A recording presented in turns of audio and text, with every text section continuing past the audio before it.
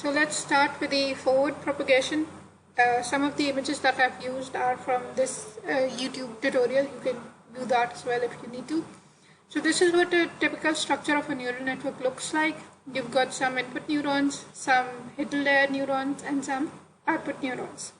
So the input neurons give input to each one of the neuron at the hidden layer, and each one of the neuron at hidden layer gives input into the output. So that's what makes it a fully connected neural network. So consider this example where we've got two features, or the X contains values for how many hours you've slept, 3 hours or 5 hours or maybe 10 hours, and how many hours you've studied. So maybe if you've slept only for 3 hours, you've studied for 5 hours, and similarly if you've slept for 5 hours, maybe you've studied only for 1 hour. And then based on these two values, we calculate how much score you will get on your test. So how much is the resultant score that you will have. So for 3-5 we've got 75, and similarly 82 for 5-1 and 93 for 10-2. Now please remember, these are the values, or this is the training data that we have from the real world. So these are the values which are representative of the real world. And what we need to calculate, or what we need our algorithm to do, is find values if for this test sample. So if I tell you that I've slept for 8 hours and I've studied for 3 hours, what is the probability of achieving a 90% on my score? So what our output would do is give me one number, and that is closest to the score that I would achieve on my test. So the number of examples determine the size of the X, and number of the features would again be represented by the number of columns we have, and the input size, or the number of neurons at input, is determined by the number of features you have. Okay? So the input size is equals to the number of features I have, and again similarly the output size is equals to whatever we are producing. So if I am producing one class result, it would give me one output, and if I am producing multiple classes result, then it would produce multiple outputs. Okay? And for each of the examples we'll have some form of an output. So for every example we'll have one output. So the complete set would consist of input x1, x2 and the corresponding y values.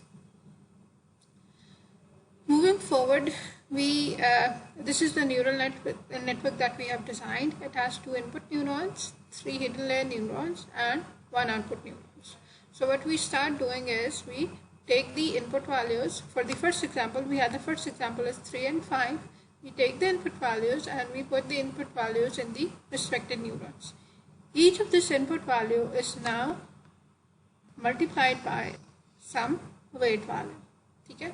So we get a weighted summation of these inputs to the next layer neurons. So we've got something like a combination of our input with a combination of weight, and this is sent to each one of the neurons in the hidden layer.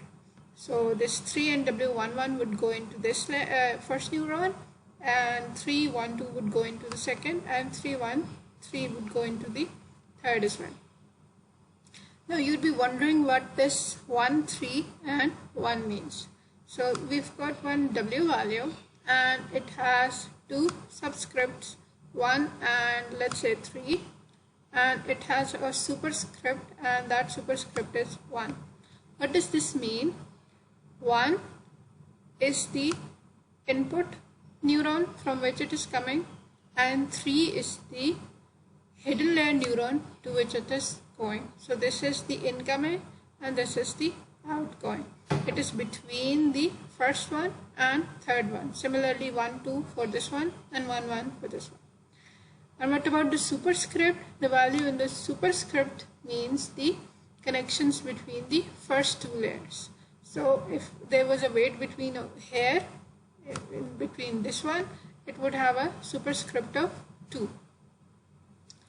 Moving forward, we do the same thing with the second feature of the first example. We take 5 value, we multiply it with the appropriate weights, and this value is again submitted to the next neurons at the next layer. So this is what we end up with. We end up with a summation of weighted inputs. Please note that the W values with the 5 have the subscript 2 and something. So it starts with second input and goes to whatever neuron. It can be 1 or 2 or 3. So it's maybe like 2-1 or 2-2 or 2-3. However, the superscript remains as. So now we come up with this equation, and this would be solved in order to find the outputs at the middle or the hidden neuron. Now if you look at it closely, what this equation contains is weights and inputs. So I can say that this was the primary weights that I had, W1, W2, W3 from first input, and similarly W1, W2, W3 from the second input. So 1, 1, 1, 2, 1, 3 are corresponding to the 3 over here, and 2, 1, 2, 2, 2, 3 are corresponding to the 5 over here. These weights are multiplied by some inputs, okay? And these inputs would determine what the equation over here is formed. So when I multiply the first row with the corresponding row of this is the solution I get. So again, when I get the second input, and again I use the corresponding value of this. So I perform a matrix multiplication between our input vector and our weight vector in order to define this final vector that would be computed at the neural net. So 3 would be multiplied by all of this, and or the first row, and then 5 would be multiplied by the second row, and this would be the result. Similarly, 5 would be multiplied by the first row, and 1 would be multiplied by the second row, and this is the final matrix that you will end up with. Okay? So all of the inputs over here are multiplied by all of the weights over here in order to yield a final matrix, and this matrix would be a representation of everything, all of the mathematical calculations that happen between the input layer and the hidden layer. We can substitute or name these matrices as the input as X, the weight matrix as W, and the final or output matrix or the weighted summation matrix as Z matrix over here. So please remember that since X is the real world input, there is no need for it to have subscripts. X does not change. It is only produced, or it is only given at the input layer over here. Okay? However, weights are between these two, and weights are between these two as well. So when we are representing weights between the first and second or input and hidden layer, we call it the 1. So the W matrix comes with a subscript, and similarly the output or calculation would be produced at hidden layer and output layer. So this again has superscript to it. So the superscript 2 over here would mean the outputs that we calculate in this layer. Moving forward, the size of, please remember the dimensions. Remembering dimensions is also a very important thing because this changes how it looks like. We had a quiz over these dimensions as well, I remember. So you need to be wary of what the dimensions of the matrices would be. The size of Z or the size of the resultant would depend on 2 factors: the number of examples we had or the inputs, and the number of hidden layer units. So if there were 2 examples, this would be a 2 into something matrix, and if there were 3 examples, this would be a 3 into something matrix. If we had 2 neural networks over here, this would be a 2 neural network or 2 by 2 matrix, or if you had 3 neural networks, this would be a 2 by 3 matrix. Okay?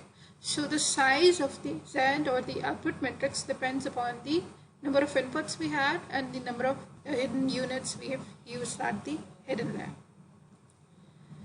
So formally we can write that z is equals to a multiplication between the x or input vector and the w or the weight vector.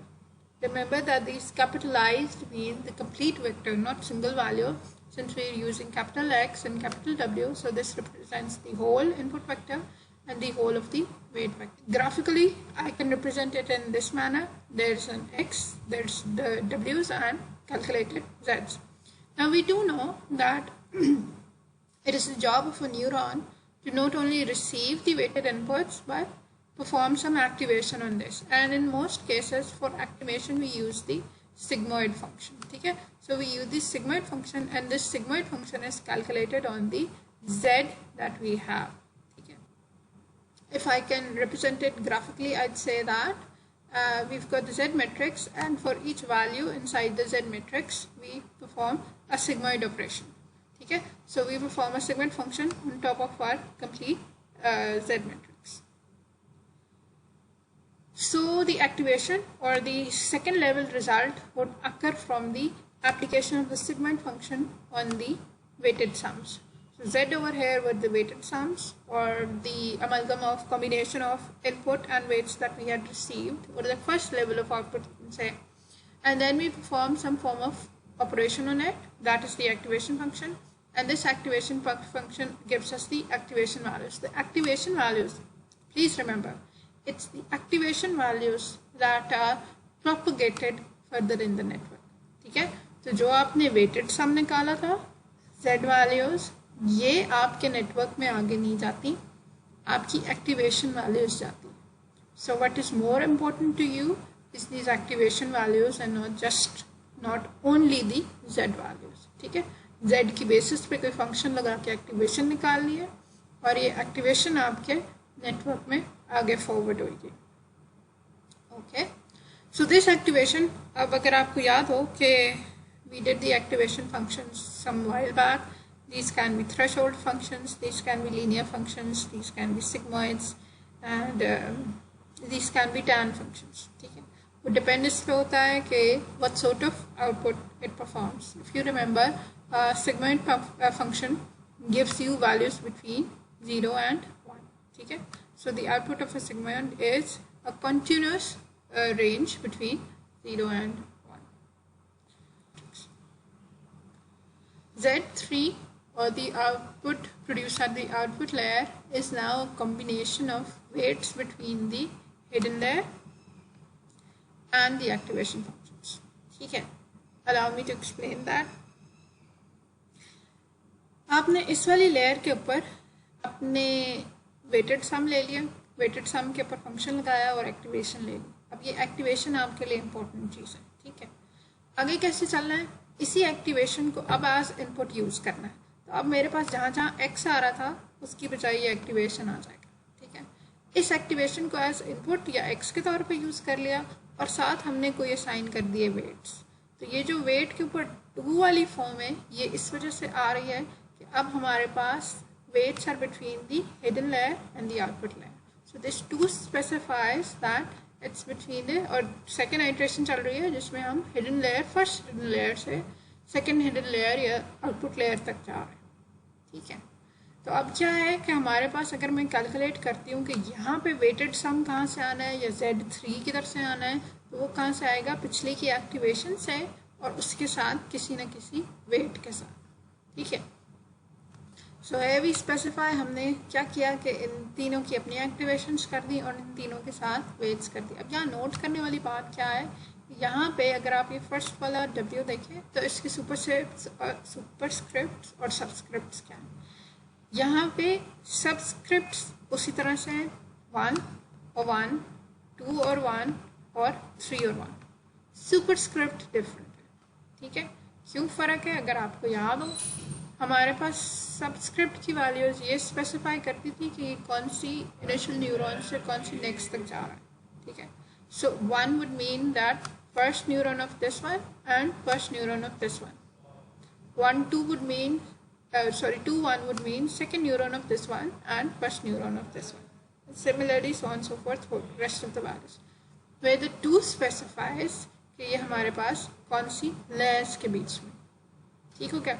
और यहाँ W specify करता है कि पूरा का पूरा matrix है। यहाँ आपके लिए क्वेश्चन है कि इन दोनों के बीच में जो मैट्रिक्स बनेगा उसका साइज क्या होगा। This would be a 3x1 matrix, this would be a vector, ठीक है। ये इसकी शक्ल बन गई हमारे पास।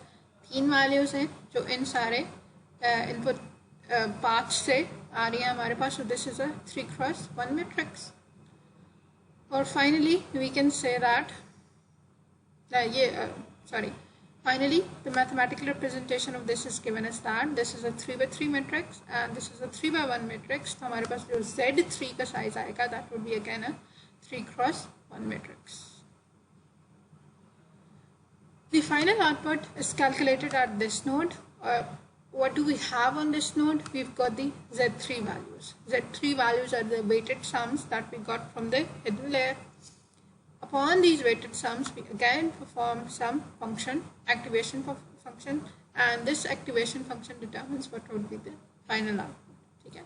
So the final output that we calculate, or the Y that we calculate on this layer, is after performing some activation function on the hidden, on the weighted sums that we had received from the hidden layer, and the hidden layer had received these weighted sums from the input layer. Okay. This gives us the final result. So this is one complete running of the, or how the process forms from the inputs to the outputs. With this, I'll give you an example to solve that you'll have to do on your own paper pencil, and then provide me back the results as well, in order for us to make sure that the concept is absolutely clear to you guys.